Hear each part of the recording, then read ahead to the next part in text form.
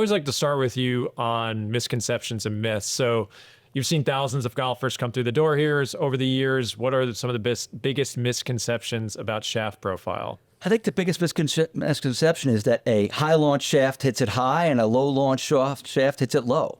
That you can get, I'm a high spin, I'm a high launch guy, so I need to have a low launch, low spin shaft. And they don't work that way. Yeah. It depends on the player. Yeah. So how you, for example, we've got a player here that hits the ball on the low side. And every time he goes to a manufacturer, they try to put him in a soft tip shaft, a high launch type shaft, right? But he can't control it because with his dynamics, how he applies force to the golf shaft, the bottom of the shaft moves all over the place. So he needs a much stiffer tip profile than you would normally give someone with his ball flight for him to hit it straight, which is way more important. So the idea that some manufacturers put shafts in certain buckets saying like, oh, this one's going to launch the ball higher, this one's lower, you don't necessarily always see that in a fitting. Correct. So let's start at the basics. Like, what is the definition of shaft profile, just for someone who's never thought about it or never even heard about it? Where does a shaft bend? They're trying to let's break it up to 3 quadrants, right? So we got the tip, the mid, and the butt. The reality is we are measuring the entire shaft. Okay. So we're seeing exactly how it bends, but simplification points will have three parts, right? So how stiff is this part, how stiff is this part, and how stiff is this part. Okay. So if I have a shaft that's really stiff down here, that would be considered a low launch, low spin shaft. If I have a shaft that's really stiff up here, but then soft down here, that's going to be a high launch shaft. Got it. But there's a lot of different ways to make a cake. There's a lot of different ways to make a golf shaft. Okay. So it's primarily where it's going to bend. Is it mostly focused in the upper and lower region, or what about that middle area? We're looking at the whole area. Yeah, we're looking at, again, I broke it up to 3 areas. The reality is we measure every inch. Got it. So you really can, because there's a lot of different ways you can, again, bake the cake, right? Okay. It's kind of simple because to not drive it up to 3 sections, but it's really the entire shaft. Okay. And there's a lot of different shafts that provide similar results, but they're a little bit made a little bit. One might bend a little more in this section, one might bend a little more here, one might bend a little bit more over here. And that's why you have to have a lot of different types of shafts. So the one question that everyone asks about equipment and club fitting in general is like, what do I actually see on the golf course? Because some people are suspicious, and they should be, because there's a lot of marketing claims. So what does it look like when you get the shaft profile right? And what does it look like when you get it wrong? Like, how does it benefit a golfer, and how could it hurt them if they have the wrong profile? So for us, we're using shaft to help someone be consistent to find the center of the golf face. We're not using it for launch. We're using the head for launch. You might fine tune with a shaft. If you have the right profile, you will find the center of the face more often. You will control your face to path better. Okay. If you have the wrong one, you're going to have a harder time finding the center. You're going to have a harder time controlling your face to path. Okay. So kind of how we discussed on the sweet spot, our big 3, which is impact, location, ground contact, and face control. It looks like having the right shaft profile is going to accomplish 2 of those goals. You strike the ball towards the center of the face, you're letting the club head do what it's designed to do, which is launch it at the right, launch perfectly, or I should say, launch more effectively, good spin rate, good ball speed, and let the club do what it's designed to do. And then also you might get bigger pushes or pulls and slices and hooks if you don't have the shaft bending in the right area. Correct. Okay. So let's go through the bag a bit. If someone's doing, let's say, a driver fitting, or they're looking for a new driver shaft, how do you go about the process of finding the right profile for that player? Well, we're going to watch them swing with what they've been using. Yeah. And then we're going to analyze what they've been using so we understand what it is.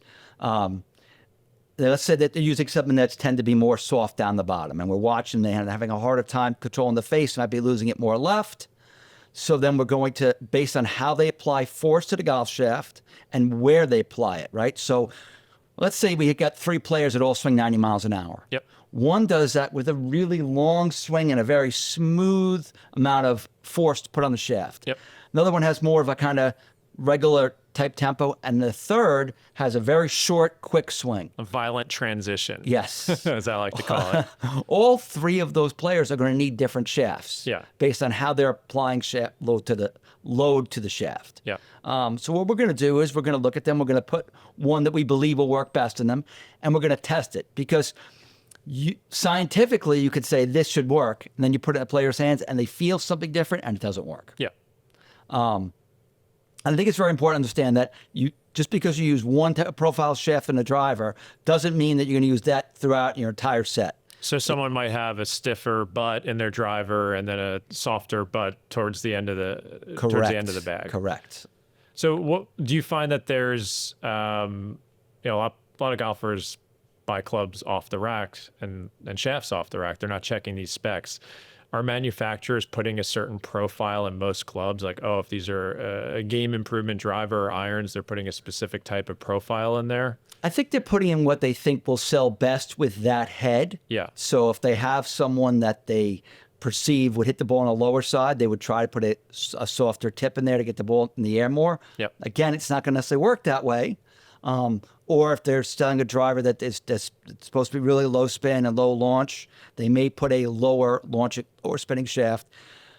Again, that's what it's going to do on a robot. Doesn't mean it's what it's going to do for you. Yeah. So we have plenty of players that are high launch, high spin, that are using high launch, high spin golf shafts because they can find the center of the club face more often and be more consistent. And that's kind of like a reoccurring theme in the shaft industry. We're going to do some different videos on flex and weight, but one thing I've learned from you over the years is that when they say, oh, this is a stiff shaft, or you're saying this is a certain profile, it doesn't always translate to the golfer the way they think it is. Because some people say like, oh, I swing at 95 miles per hour and I have this type of swing, therefore I should use the low launch shaft. And it just doesn't play out that way most of the time. Correct. And the other thing about profile is that it can really affect feel.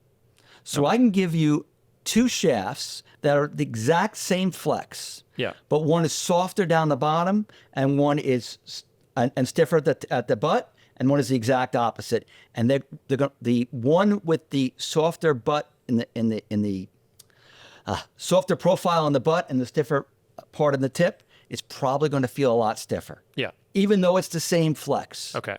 Again, it's player specific, but if you give a player something like this feels I can't control it, they can't control it.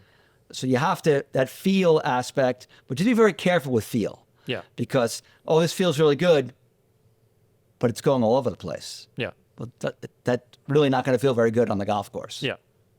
So is there a big difference with how you would fit profile in, let's say, a driver, fairway wood, or hybrids versus your irons?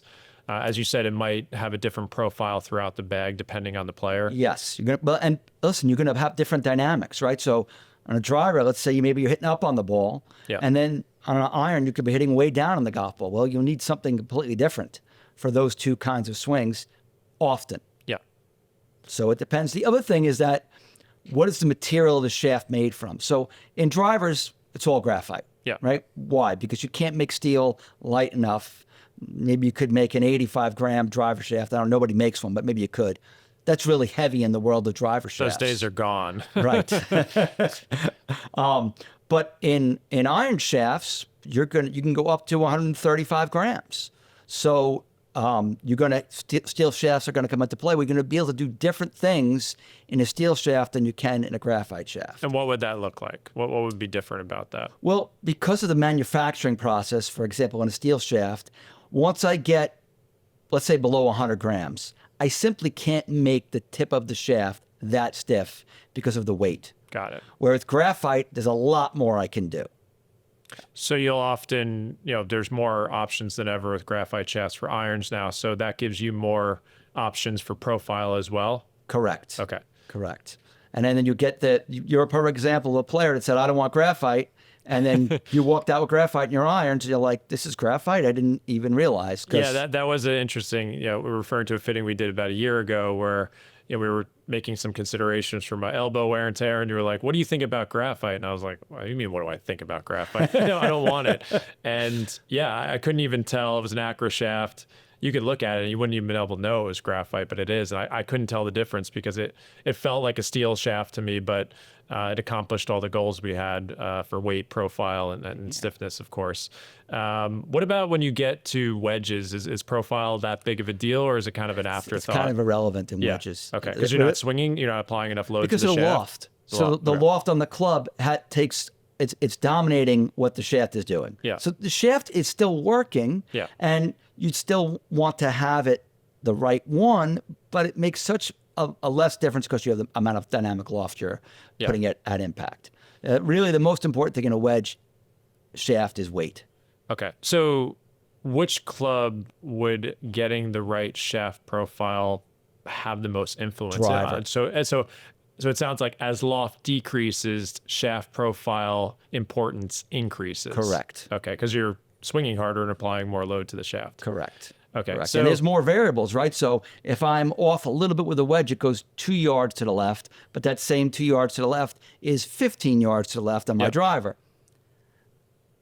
I'm not sure the 2 yards to the left with the wedge is even measurable for most golfers. Got it. But 15 yards to the left with a driver is very measurable. So most golfers, when they think about the different clubs in their bag and they invest money in new clubs, they want the ball to go farther and straighter, obviously.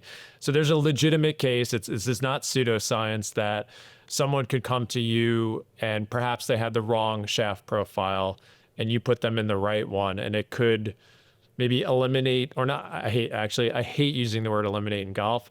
It could reduce the amount of maybe open face misses, like driver misses to the right because the club's not bending in the wrong part of the shaft. So this is all about tightening dispersion and improving, your shots on target. Yeah, I like to use like examples of things that have happened to me. So I had a player come in, he hits it sky high and spins it like crazy. Okay. He walked out with a shaft that was a high launch, high spin kind of golf shaft. And he's playing with his buddies, and his buddies are like, "Oh man, I've never seen you drive it this good, but why are you using that shaft for?" Yeah. And so he came back and he's like, "My friends are," and I said, "Yeah, but are you driving it better?" He's like, "I'm driving it 1,000 times better." And I lent him a shaft that his friends would say, "Oh, this would be great." And he comes back and goes, "I can't, I was in the woods all day long." I'm like, "I told you." Yeah. So his friends are all seeing, "Oh, well, you can't use that shaft," but they don't really understand how it works. Yeah. They don't understand that that shaft is helping him find the center club face, control the face to path way better, and therefore he's hitting it further and straighter for his dynamics. Yep. So again, the marketing, there are some marketing claims, and when a company markets a shaft, they're looking to attract a certain bucket of player, but it always doesn't work out that way based on how their swing is, because everyone's swing is different. Are there any other pieces of advice? Because a lot of golfers don't have the benefit of working with a fitter like you and other people here at Pete's Golf. Sometimes they are buying off the rack, online, whatever it is.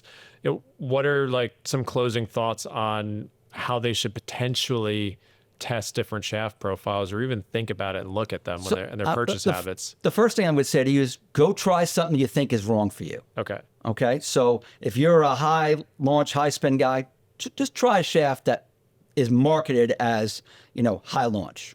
Try one, see what happens. Vice versa, you're a low launch guy. Try a low launch shaft.